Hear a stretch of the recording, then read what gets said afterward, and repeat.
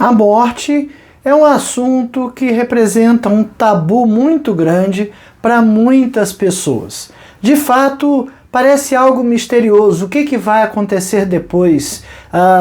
As pessoas não costumam voltar da morte para contar como é que é lá, o que acontece. Há teorias, há pessoas que pensam que depois da morte acabou, não tem mais nada.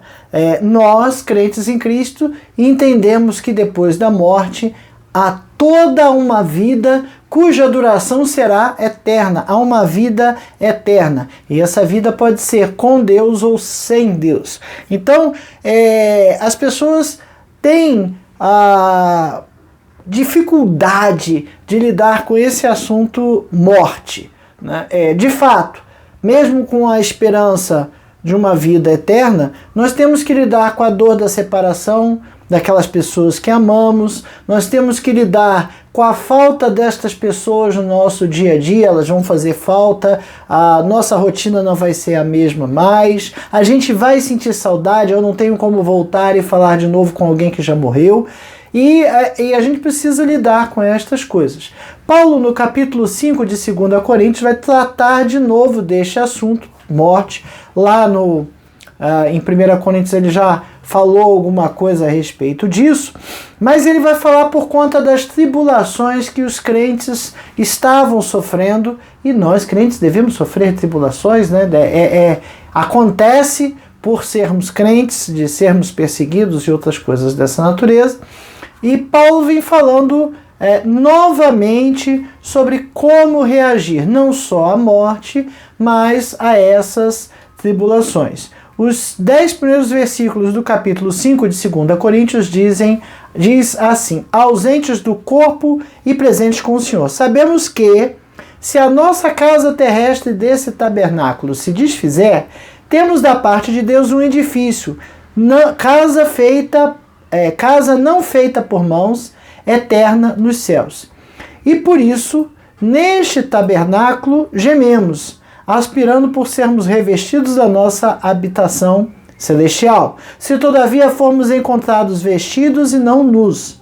Pois, na verdade, os que estamos neste tabernáculo gememos angustiados, não por querermos ser despidos, mas vestidos para que o mortal seja absorvido pela vida. Ora, foi o próprio Deus quem nos preparou para isso, outorgando-nos o penhor do Espírito. Temos, portanto, sempre bom ânimo, sabendo que enquanto no corpo estamos ausentes no Senhor, visto que andamos por fé e não pelo que vemos. Entretanto, estamos em plena confiança, preferindo deixar o corpo e habitar com o Senhor. É por isso que também nos esforçamos, quer presentes, quer ausentes, para lhe sermos agradáveis, porque importa que todos nós compareçamos perante o tribunal de Cristo, para que cada um receba segundo o bem ou o mal que tiver feito por meio do corpo. Então, Paulo está aqui falando novamente que a morte não é o fim. Muito pelo contrário, a morte é o começo de uma vida eterna. O crente, aquele que crê em Cristo, ele sabe, ele tem fé, ele tem a esperança no sentido, não aquela esperança para ver se vai acontecer, mas a esperança de esperar, né? Aquela esperança da vida eterna. Ele espera a vida eterna.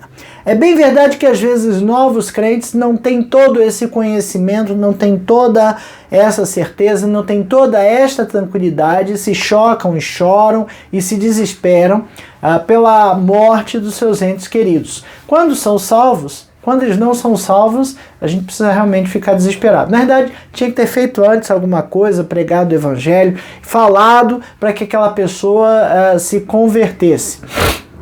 Porque depois de morto também não tem jeito se não foi salvo. Mas a morte não é o fim. E nós que cremos em Cristo não podemos viver focados nisso aqui, entendendo que isto aqui é o todo. É o tudo. É tudo que vai acontecer aqui.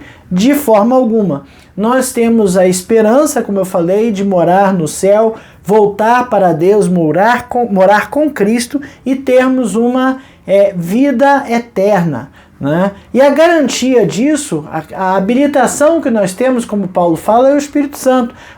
Primeiro, Jesus morreu na cruz e ressuscitou, e se ele venceu a morte, ele nos ressuscitará com ele ao último dia. E o Espírito Santo, Consolador, que veio para morar conosco em nossos corações. Então, quando o crente perde um ente querido, crente, né, não pode blasfemar, não pode reagir com incredulidade, ele sabe que vai encontrar esse ente querido, essa pessoa que ele gosta na vida eterna. Tá? Então, como eu disse, não ignoramos, eu não posso ignorar a saudade e a falta que a gente vai sentir aqui, tá certo? Agora, muitos crentes em Corinto estavam passando por tribulações, e diante da tribulação, o que Paulo está querendo dizer é que é necessário ter coragem, e a coragem é produzida pela fé no coração do cristão. Né? No versículo 6, Paulo pede ânimo, coragem, anime-se, sabe? A gente fica desanimado quando a gente fica desesperançoso. Não vai dar certo, aí você fica desanimado. Né? E o que Paulo está falando é: tenha de bom ânimo, fique animado, porque se a gente morrer, a gente vai para o céu. Crente morreu, vai para o céu. Não tem por que ficar triste ou desesperado com a morte. No versículo 8, ele pede de novo esse ânimo, né? E ele coloca diante de nós o desafio. Qual é o desafio? O desafio é enfrentar as lutas do nosso dia a dia sem recuar um passo atrás, sem ceder espaço para o inimigo, sem achar que é o fim, que é a derrota e que eu não tenho mais nada a fazer. Perdi. As lutas da vida não podem ser motivos para nos afastar de Deus. Elas não poderiam ser e não podem ser. Agora, infelizmente, a gente vê pessoas que entram em situações complicadas e, por passar por lutas, elas se afastam de Deus. Elas blasfemam, elas reclamam, elas se lamentam, lamentar nem tão problema assim, né? Mas blasfemar contra Deus, aí realmente é bem complicado. A gente não pode fazer isso e a gente não pode se afastar de Deus por conta de problemas. Problemas todos nós temos, a vida toda, o tempo todo. E esses problemas devem nos aproximar de Deus, do seu grande amor. Essa é a lição número 11 da Revista Palavra e Vida, edição número 79. A Revista Palavra e Vida é editada pela Convenção Batista Fluminense, está disponível no site batistasfluminense.org.br. Você pode acessar lá, baixar uma versão em PDF. E essa edição tem por tema Corpo e Unidade, cartas de Paulo aos Coríntios, e foi escrita pelo pastor Valtair Miranda. A lição 11 fala do capítulo 5 até o primeiro versículo do capítulo 7 e tem por tema a busca pelo discernimento espiritual. E ele fala discernimento porque discernir quer dizer entender, separar as coisas. Né? Então, se eu tenho uma vida eterna, por que eu estou preocupado com a minha vida terrena? Não, então não vou trabalhar porque eu tenho uma vida eterna. Não, a gente, enquanto está aqui, tem coisas a fazer, tem trabalhos a fazer. Mas a gente precisa manter a nossa atenção naquilo que é permanente. Bom, o nosso primeiro tópico fala do ponto de vista divino. Lá no versículo 11, Paulo fala assim, e assim, conhecendo o temor do Senhor, persuadimos os homens e somos todos cabalmente conhecidos por Deus. Conhecendo o temor do Senhor. Então eu tenho conhecimento do temor ao Senhor, do Senhor. E persuadimos os homens. E somos cabalmente conhecidos por Deus. Cabalmente, nosso autor coloca aqui, é completamente restrito. tudinho. É cabal. Cabal é aquilo que não tem como refutar, não tem como rebater, né? Foi uma derrota cabal. Não tem como que você discutir porque o camarada foi derrotado. Foi derrotado, não tem mais o que discutir. Pronto, e acabou. E Deus nos conhece cabalmente. Deus nos conhece irrestritamente. Deus nos conhece completamente. Não há no nosso corpo, não há na nossa vida nenhum espaço, nenhuma parte, nenhuma porção de nós que Deus não conheça. Ele nos conhece cabalmente, né? E é isso que Paulo está falando aqui. Deus nos conhece cabalmente. E a consequência disso é o quê? É que são várias. Eu não posso esconder, eu não tenho o que esconder nada de Deus. Então, se Deus me conhece, e Ele me conhece completamente, e Ele me conhece restritamente, eu não tenho como esconder nada dele. Deus conhece meus pensamentos, Deus conhece meus sentimentos, né? E antes que haja em mim palavra, né? Ou seja, antes de eu formular os meus pensamentos e aquilo que eu quero dizer numa oração, Deus já sabe. Ele nos conhece. E por Ele nos conhecer, eu não tenho como esconder nada dele. Mas a gente faz as coisas escondidas. O ser humano, vou te falar, hein, amigo? A gente tem o costume de tentar fazer as coisas escondidas. Ninguém tá vendo. Não dá nada, não tem problema, ninguém viu. Deus viu.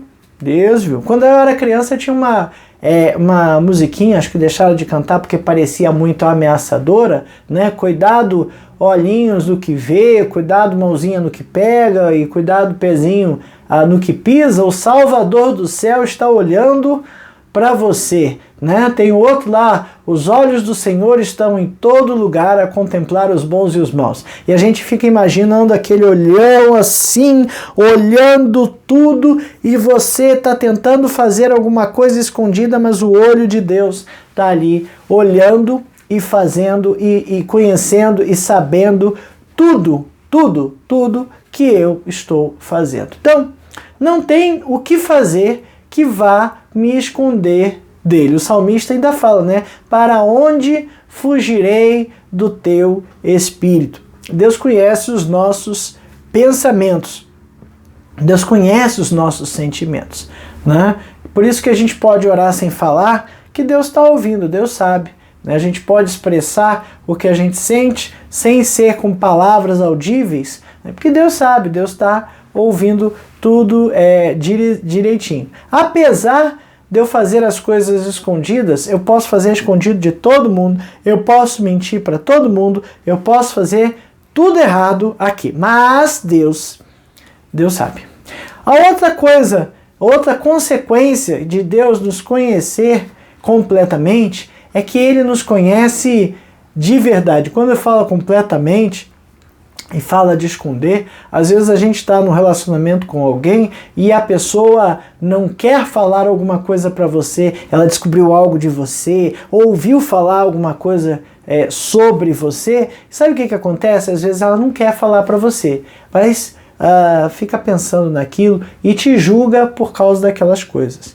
Deus nos conhece completamente e Ele é o único que me conhece de verdade. Eu posso ir para o trabalho extremamente chateado, aborrecido, chorando por dentro, chegar lá, fazer piada, rir, brincar o dia todo e estar triste. Eu posso estar usando uma máscara de felicidade, estando eu triste e agoniado. As pessoas vão se enganar. Eu vou enganar as pessoas. Eu vou mostrar alguém que não estou sendo eu de verdade. Mas Deus, não. Deus nos conhece de verdade. Para Ele a gente não tem como usar máscara, né? Para Ele nós estamos nus, estamos sem nada cobrindo, não tem nada encoberto de Deus. Não adianta eu fingir que estou bem para Deus, porque Ele me conhece de verdade. Que complicado, né? Bom, e se ele me conhece de verdade, ele sabe quais são os meus problemas. Ele conhece os meus problemas. E sabe qual é a boa notícia? Que além dele conhecer os meus problemas, ele sabe qual é a solução correta e eficaz para todos os meus problemas. Não há problema que ele não saiba resolver. Não há problema que ele não saiba que existe. Porque às vezes, a gente tem um problema e a gente esconde o problema. A gente finge que o problema não está lá para ver se o problema some. Às vezes o problema até some um pouquinho, mas ele está lá. Para Deus não. Para Deus, o problema que eu tenho, ele sabe qual é, ele sabe quais são os meus problemas e ele sabe resolver os meus problemas, mesmo que eu não saiba. Ele sabe. E olha que coisa maravilhosa. Ele sabe resolver, sabe qual é a solução. Portanto, se você tem alguma coisa que você gostaria de resolver, se você tem alguma ansiedade, algum desejo, algum medo, poxa, bota na mão de Deus.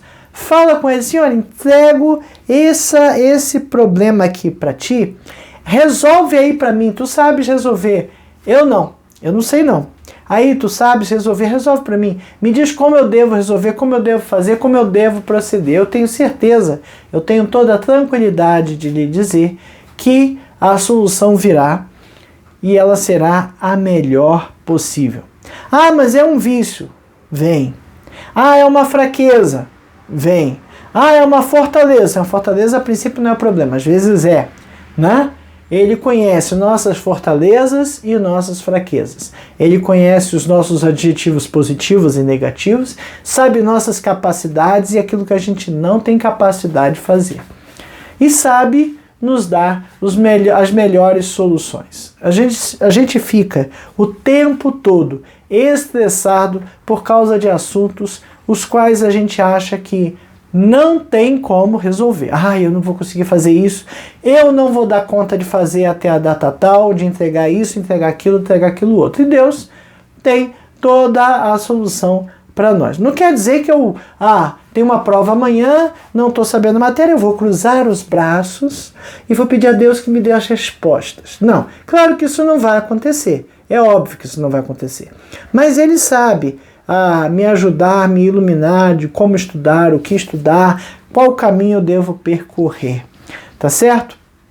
A outra coisa, né, que se Deus me conhece completamente, Ele não julga pela minha aparência. Veja, quando a gente fala de julgar aparência, tem tudo a ver com as outras coisas que eu falei lá em cima. Porque se eu escondo coisa das pessoas, as pessoas vão me julgar pelo que estão vendo. Só um cara feliz. Não, eu tô triste, mas todo mundo está vendo eu feliz. As pessoas não me conhecem de verdade, mas Deus conhece, né? As pessoas não sabem quais são os meus problemas, porque eu posso até esconder os meus problemas, mas Deus sabe. E por isso, Deus não julga pela aparência, porque Ele conhece por dentro. Veja, vou dar um exemplo do nosso dia a dia. Quando a gente vai comprar um carro usado, por exemplo, um grande receio de quem vai comprar um carro usado é comprar um carro que tenha algo que já tenha passado por um grande problema. Por exemplo, um carro que capotou, que apesar de ter sido consertado, ele ainda é meio torto. Ou então um carro que bateu o motor e aí, apesar de ter sido consertado, já não é o motor original, já não vai reagir como o motor original. Então você tem medo de que você pegue um carro que deu um defeito e aquele defeito foi mal corrigido. Foi corrigido de uma forma que você não faria. Tá? Quebrou a caixa, raro, né? Quebrou uma caixa de câmbio do carro. Aí o cara foi lá, pegou uma caixa de câmbio velho de um carro semelhante e botou ali. Eu não faria desse jeito se o carro fosse ficar comigo muito tempo, claro. Se fosse ficar pouco tempo, talvez até fizesse, né? Aí eu vou passar esse carro para alguém? Que irresponsabilidade, né? Mas essa talvez não fosse a solução que você faria. E a gente, às vezes, quando vai comprar um carro, a gente julga pela aparência. O carro tá todo lindo, bonito, maravilhoso. Esse carro já foi batido, tá muito bonito para essa idade. Aí você vai no odômetro e olha lá, né? Eu já tive uma experiência dessa. Eu fui comprar por volta de 2000 e... eu não lembro meio, foi 10, 9, 8, por aí, 2008, por aí, fui comprar o segundo carro, fui comprar um Uninho. E vi um Uno bonitinho, né, com o motor todo impecável. Olha, ele era um Uno bastante usado, era 2008, era um Uno 2001, muito usado. Só que ele estava todo novo, estava impecável, eu achei estranho pra caramba. Aí eu levei para o mecânico disse que não tinha nada, estava tudo bem, e era numa concessionária, era um usado numa concessionária. Na hora que eu fui pegar o carro, que eu abri a manual de manutenção, primeira falha eu já vi lá, o carro tinha feito a vistoria de 60 mil quilômetros, mas já fazia 2 anos. E ele estava com 59 mil alguma coisa. Ou seja, alguém mexeu no odômetro desse carro, porque não é possível que tenha ficado 2 anos parado. Bonito daquele jeito. Isso já me deixou com o pé atrás. Aí o vendedor, olha, eu não tinha visto isso. Se o senhor quiser, eu só levo o carro, já tinha até pago, né? Só levo o carro, se não gostar, segunda-feira o senhor traz. Aí eu comprei e fiquei com o carro. Acabou que esse carro, alguns anos depois, foi roubado na quadra de casa, e quando eu fui pesquisar na internet, depois que ele foi achado, olha aqui, olha, achou no bairro tal. Peraí, mas o carro não foi encontrado nesse bairro. Quando eu fui ver a data, foi anterior à minha compra, ou seja, o carro já tinha sido roubado, já tinha sido recuperado e encontrado e recuperado, e alguém alterou o odômetro porque ele estava realmente muito bonito. Nunca me deu problema esse carro, sempre foi bom. Mas tinha uma história por trás, sabe? E aquela história por trás me dizia que alguma coisa estava errada. Um outro sinal que aconteceu também, que o dia que eu fui buscar, eu tinha nessa época um Megane, e ele estava comprando o Uno como segundo carro. E na hora que eu fui buscar o carro na concessionária, as crianças queriam no Uno. Não é o Megane, é o Uno, porque o Uno é o carro novo. E quando eu fui ver, faltava os cintos de segurança do banco de trás. Coisa estranha, né? Aí essas coisas todas me identificaram depois que aquele carro tinha um histórico anterior, que não era um histórico bom. Se eu soubesse daquele histórico, com certeza eu não teria comprado o carro, com medo de outras coisas acontecerem. Mas, de fato, era um carro que estava bom e que me serviu muito bem por vários anos. Nós julgamos pela aparência e até tentamos investigar o exterior para tentar descobrir alguma coisa. Mas eu levei no mecânico, ele não descobriu nada. E aí, como é que fica? Veja que Deus, ele conhece o interior. E por isso, ele não julga pela aparência. Se a lataria está bonitinha, o estofamento está novo, Deus não vai julgar pela lataria e pelo estofamento. Samuel, quando estava para ungir um rei para substituir Saul, foi na casa de Jessé. E lá ele começou a olhar os filhos de Jessé bonitos, altos, aquele ali é forte, é guerreiro, é isso, é aquilo. E depois, de um determinado momento, lá em 1 Samuel 16, 7, porém o Senhor disse a Samuel, não atentes para a sua aparência, a aparência do menino que ele estava olhando, nem para a sua altura, porque o rejeitei, porque o Senhor não vê como vê o homem vê o exterior, porém o Senhor, o coração. Então Deus nos conhece internamente, e por ele nos conhecer internamente, completamente, cabalmente e restritivamente, ele não julga pela aparência, ele julga pelo nosso coração. Nós julgamos pela aparência, né? Nossos caminhos, nossas decisões são pela aparência. Só que, às vezes, é melhor a gente colocar na mão de Deus para Deus resolver e largar aquele assunto de mão. Para o mundo isso é loucura.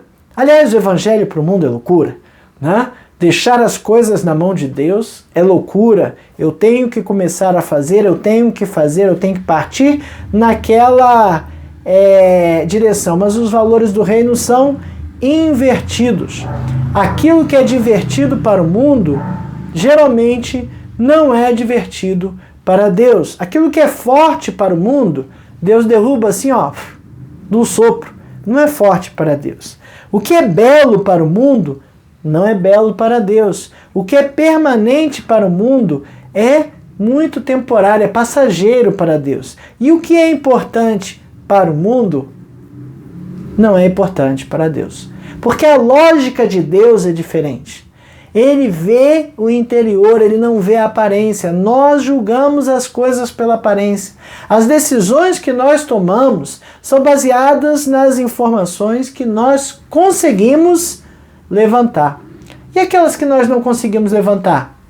Como eu vou tomar uma decisão sem ter todas as informações a respeito do assunto? Pois é por isso que Deus não julga desta forma, né?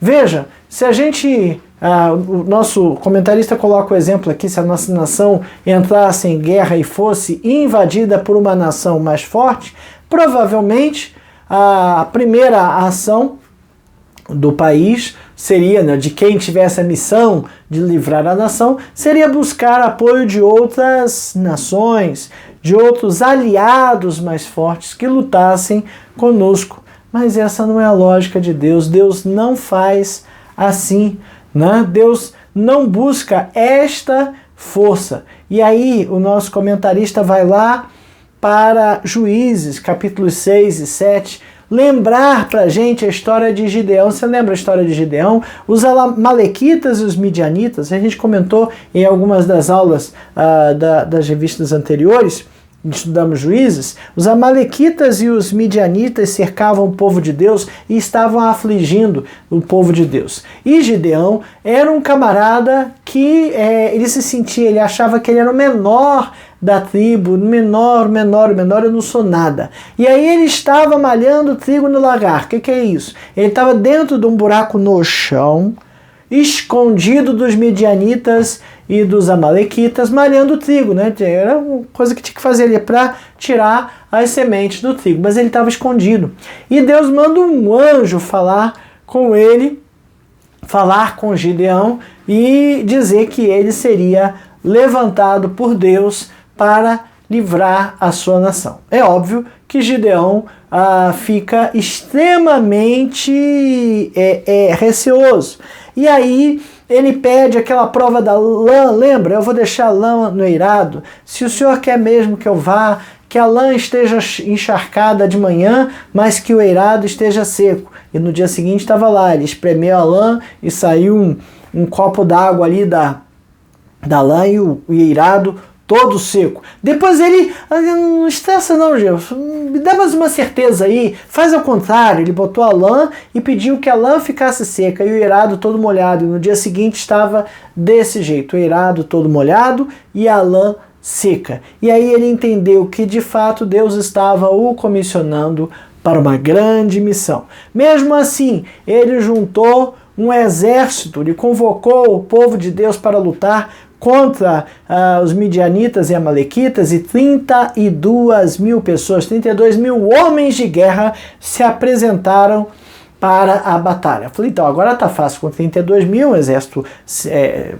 de bom tamanho, eu boto o pessoal aqui em forma e a gente usa tal estratégia. Não.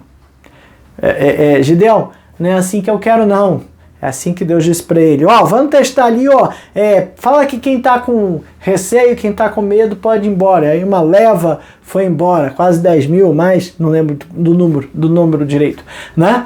E aí ele levou os homens ao ribeiro para beber água, e aqueles que se abaixaram para beber água como cachorro, né? Ou seja, saíram do estado de alerta, fossem retirados, e ele ficou com 300. Só com 300 homens para livrar o povo de Deus. Claro que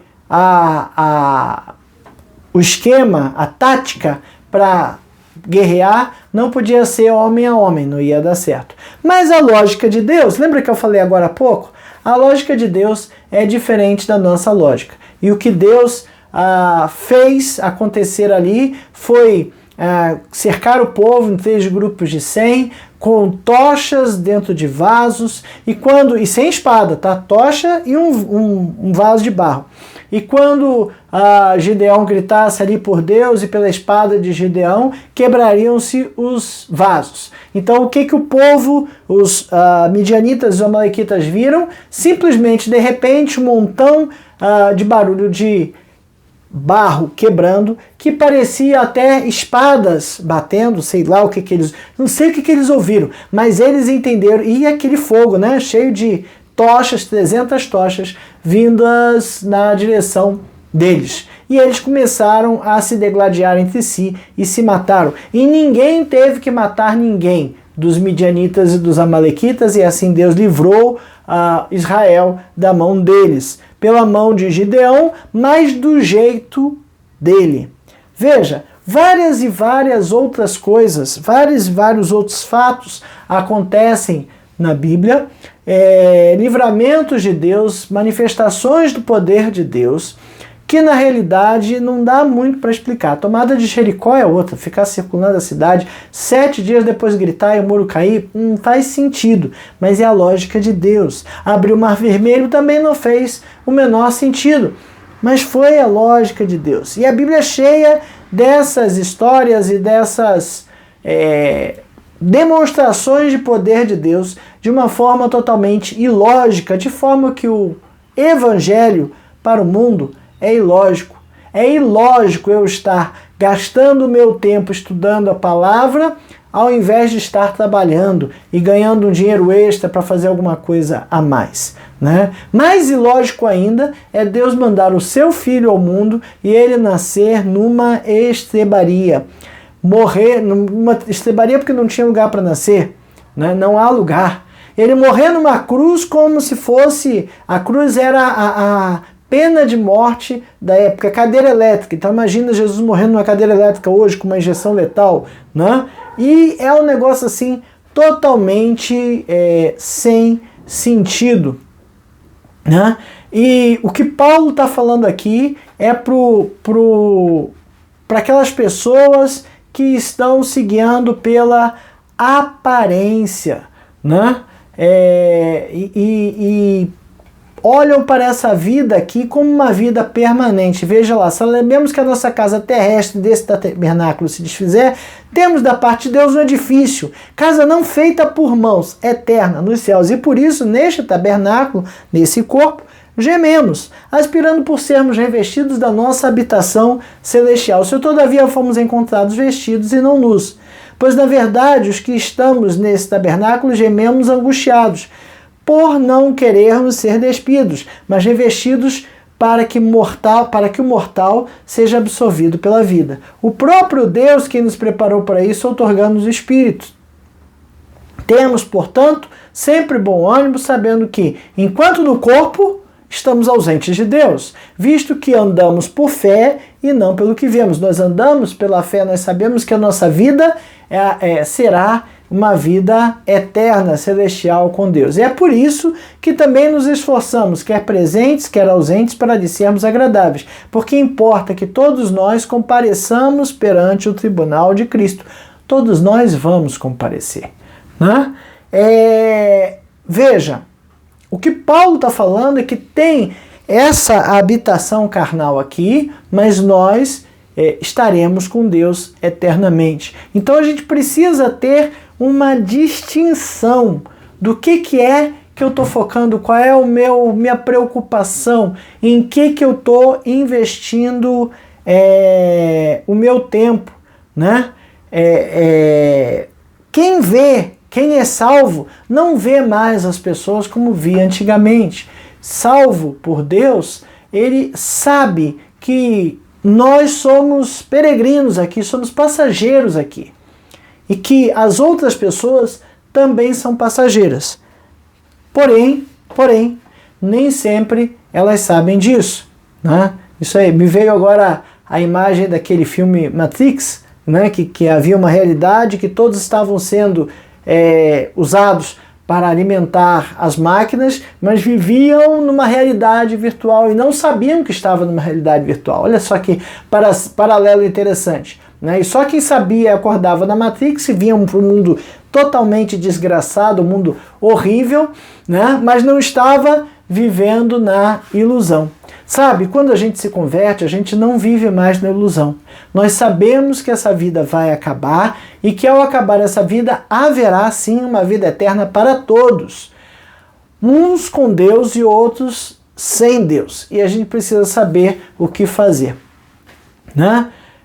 Quem é salvo? Agora vê dois tipos de pessoa. As pessoas salvas e as pessoas perdidas. Quem é salvo ama estar em comunhão com as pessoas salvas, né? E quer compartilhar a salvação com as perdidas, né?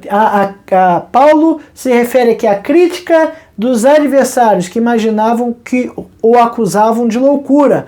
Claro, o evangelho para o mundo é loucura. Deus para o mundo é loucura. Nossa fé para o mundo é absurda, porque a nossa fé foge aos padrões racionais do mundo. Então, não tem jeito. Versículo 17 e versículo 18, olha o que Paulo fala.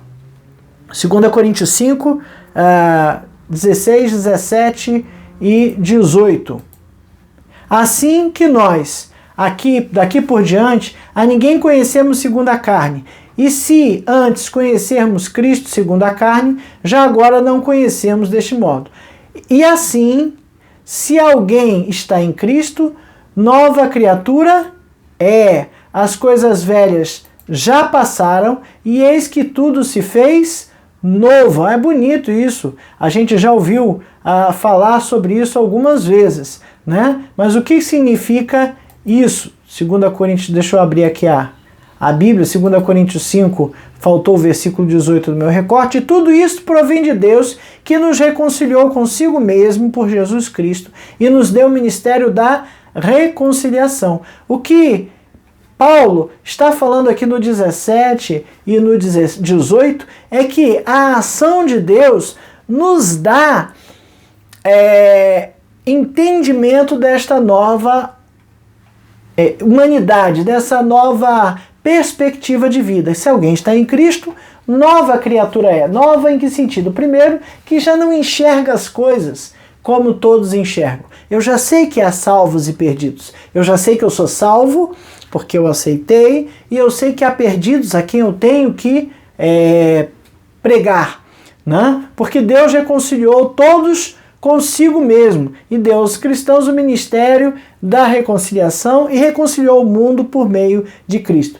Veja, de reconciliação. O homem está separado de Deus por conta do pecado. O pecado original separou Adão de Deus e todos os filhos de Adão, por assim por diante, estão separados de Deus pelo pecado original. Mas a salvação em Cristo nos reconcilia com Deus. Quando nós dizemos que vamos ter a vida eterna, nós vamos passar a eternidade reconciliados com Deus, né? Veja que Deus não imputou aos seres humanos as suas transgressões, confiou aos cristãos a pregação da reconciliação. A iniciativa de reconciliação não é minha. Quem começou essa história de reconciliação foi Deus. Quem brigou com Deus foi o homem no momento que pecou. E Deus, entendendo que o homem não tinha como fazer tudo certo, o reconciliou com ele, né?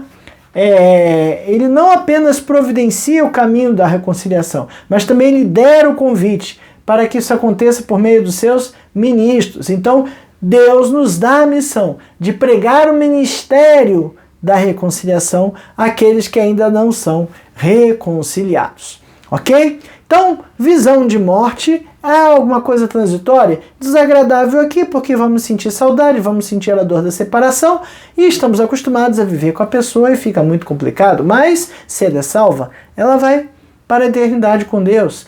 E eu também vou encontrar lá. Ok? O segundo tópico vem falando de comunhão e amor fraternal. E aquela cidade, eu já tinha comentado isso algumas vezes, tinha grandes perigos de imoralidade, porque a cidade era infestada de imoralidade. A primeira carta deixa isso muito claro para conosco. Que Paulo toca aqui de novo numa outra situação, que é a situação de relacionamentos. Eu estou falando relacionamento de namoro, casamento, não. É de coisas do dia a dia entre crentes e não crentes, entre salvos e aqueles não salvos. E os versículos 14 e 18 de 2 Coríntios 6 me trazem alguma coisa sobre isso. Nenhuma comunhão com os incrédulos. Não vos ponhais em julgo desigual com os incrédulos. Geralmente o pessoal fala isso sobre casamento e namoro. Ótimo, casamento e namoro. Não se colocar em julgo desigual. Mas eu alerto a você que você não deve fazer isso em sociedade, em quaisquer outras coisas também. Porquanto, que sociedade pode haver entre a justiça e a iniquidade? Ou que comunhão da luz com as trevas? Que harmonia entre Cristo e o maligno? Ou que união do crente com o incrédulo? Que ligação há entre o santuário de Deus e os ídolos? Porque nós somos santuário de Deus vivente. Como ele próprio disse, habitarei e andarei entre eles. Serei o seu Deus e eles serão o meu povo. Por isso, retirai-vos do meio deles. Separai-vos, diz o Senhor. Não toqueis em coisas impuras e eu vos receberei. Serei vosso pai e vós sereis para mim filhos e filhas, diz o Senhor Todo-Poderoso. O que Paulo está alertando aqui é que a mistura com pessoas não crentes, com incrédulos, nos fazem absorver os seus costumes, seus usos do dia a dia, ok? E esses usos e costumes muitas vezes são ruins. Então não tem como ter harmonia, não tem como ter comunhão entre um crente e um incrédulo. E o julgo desigual é isso. Você vai abrir um negócio com alguém que não crê em Deus, ele vai querer fazer tretas que você não vai querer fazer. Se não fizer assim, não tem lucro. Isso você vai ouvir do seu sócio não crente. E você vai fazer o quê? Vai querer não fazer. Ou vai ceder espaço e vai acabar fazendo errado, porque se você deixa fazer, você também está fazendo errado, ou você vai ficar naquela eterna briga de tentar fazer a coisa certa, né? E que a harmonia entre Cristo e o maligno, né? O versículo em outra tradução bota maligno e a palavra aqui é Beliel. Beliel ela é encontrada nos manuscritos do Mar Morto, o último encontro, o último achado arqueológico grande de manuscritos, de cópias dos antigos textos, estão lá nos manuscritos do Mar Morto em Qumran. E lá o nome do chefe, Beliel, o nome dos chefes dos demônios, Beliel aparece, a palavra Beliel aparece 27 vezes na Bíblia, sendo que aqui no Novo Testamento só aparece 26 no Antigo, 27 no Antigo Testamento e uma no Novo Testamento. Ok? Então Paulo está falando que não pode haver harmonia entre os filhos de Deus e os filhos de Satanás. E os filhos de Deus e os filhos do diabo. Né? Não pode haver harmonia. Né? E aí, como bota o nosso comentarista, questão subjacente na relação do cristão com os ídolos. Como você vai se relacionar com a crença dos outros? Você vai respeitar a crença dos outros, você vai dar espaço à crença dos outros, né? Você vai deixar um culto pagão acontecer dentro da sua empresa, por exemplo, porque tem liberdade religiosa, eu quero fazer um culto, ele quer fazer, sei lá, uma outra coisa e a gente vai aceitar? Como assim? Né?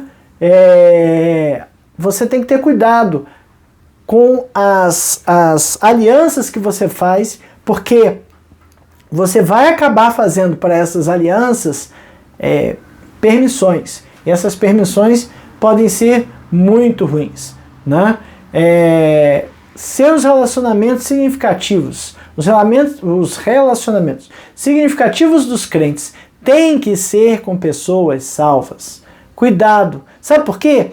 Porque a gente fica mais à vontade para trocar experiências. Você sabe que a pessoa não vai tentar fazer alguma coisa que você sabe que é errado, que ela sabe que é errado, porque ela também sabe. Agora, se ela tem uma outra base de ética, uma outra ética, então você não vai conseguir conviver com essa pessoa, porque ela não está debaixo do senhorio de Cristo. Conclusão: a Escritura usa a figura de morte e ressurreição para falar de salvação, certo? Então, morte existe, não tem jeito, né? Todos iremos morrer, mas nós temos a vida eterna, nós temos a ressurreição. O homem sem Cristo é morto, e o morto ele não fala, não anda, não come, não pensa, não faz nada. O homem sem Cristo pode estar vivo, mas ele é como um cadáver, morto nos seus pecados. O morto é frio, né? Ele não tem mais aquele aquecimento que os nossos corpos têm, né? O sangue circulando, o coração bombeando, mantém nosso corpo quente, aquecido, 36 graus e meio, temperatura regulada, bebe água, sua, né? E faz todas as regulações. Mas o morto esfria, né? Ele não ouve, não se relaciona com Deus, ele não se comunica. O morto é frio. As pessoas sem Cristo podem estar vivas, mas para Deus estão mortas, frias, sem comunicação, sem falar, sem sobreviver. As pessoas podem ser livres, mas sem Deus elas são escravas do pecado. Sabe por quê? Não conseguem fazer o que querem. As pessoas escravas do pecado fazem aquilo que os seus senhores, o pecado, manda fazer. Elas são escravizadas. Eu não consigo fazer o que eu quero, né? Eu só consigo fazer o que o pecado me permite fazer. Todos nós andamos assim até que Deus salvou em Cristo. Todos nós éramos pecadores, mortos para o mundo, escravas do pecado, né? Vivas, mas sem vida, né? Mortas sem falar, né? Como um cadáver. Mas olha só, quando nós fomos salvos, a gente passa a ser uma nova criatura, né? Porque se alguém está em Cristo, nova criatura é. As coisas velhas já passaram. Então o pecado ficou de lado, a frieza ficou de lado, todas essas coisas ficaram de lado, né? E nós vamos receber uma vida eterna, nova, perfeita, né? Num lar celestial. Nós já recebemos uma vida eterna, só tem que esperar chegar lá, né? Por isso, é impossível que um desses mortos ressuscite e continue a viver como morto. Não é possível um vivo imitar um morto ou continuar comportando-se como tal, né? A vida eterna está aí. Nós somos salvos? Somos. Já, né? Mas ainda não. Então somos já salvos, teremos a garantia da vida eterna, mas ainda não. Porque aqui nós temos uma missão. Ide por todo mundo, pregar o evangelho a toda criatura, batizando-as em nome do Pai, do Filho e do Espírito Santo, ensinando-as a guardar todas as coisas que eu vos tenho mandado. A gente tem que cumprir a missão. Para pensar e agir, ele mostra aqui, lembra da história de Eliseu, o exército sírio cercava a cidade e o servo de Eliseu ficou desesperado.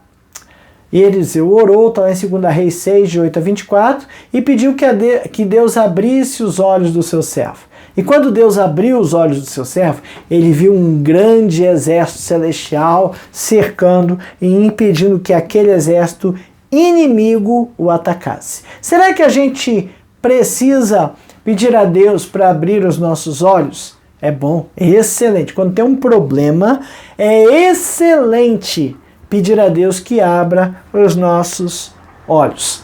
Precisamos fazer isso. Pegue o costume de fazer isso. Peça a Deus que abra os seus olhos e mostre a solução dos seus problemas, né?